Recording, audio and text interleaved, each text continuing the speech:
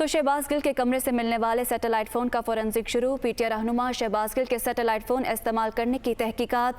शहबाज गिल के satellite phone के ज़रिए किन लोगों से राब्ते थे, तहकीकात जारी हैं। शहबाज गिल के कमरे से मिलने वाले सैटेलाइट फ़ोन का फोरेंसिक शुरू हो चुका है।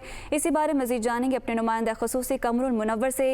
जी कमर, बताइएगा कि दौरान तहकीक जो मोबाइल फ़ोन बरामद हुआ था, अब तक क्या पेशरफ्त सामने आई है?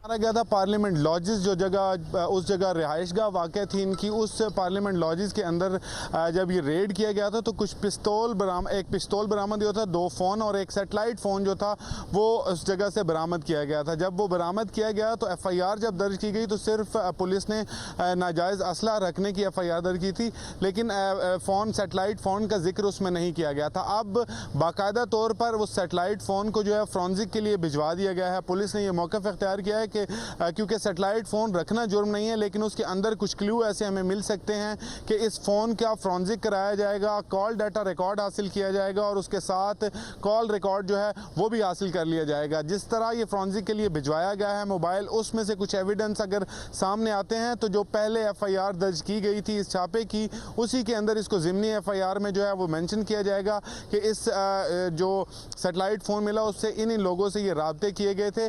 अभी तक इब्तदाई जो तहकीकात की गई उसके मुताबिक ये फ़ोन जो सेटेलाइट फ़ोन मिला था उसको इनएक्टिव करार दिया गया था कि वो इनएक्टिव फ़ोन है, अभी तक उसको एक्टिव नहीं किया गया। ताहम अब उसको फॉरेंसिक के लिए जो है पंजाब फॉरेंसिक लेबॉर्ट्री और मुख्तलिफ फॉरेंसिक्स में भिजवाया जा रहा है ताकि इस हवाले से तमाम तफसीलात जो हैं वो हासिल की जा सकें। पुलिस ने एक जामिया रिपोर्ट जो थी इस हवाले से बनाई थी और उसमें ये कहा था कि मोबाइल फ़ोन रखना जो है वो जुर्म नहीं है। तो मोबाइल जो है वो फोरेंसिक के लिए भिजवा दिया गया है। बहुत शुक्रिया कमरुल मुनव्वर, हमें अपडेट कर रहे थे।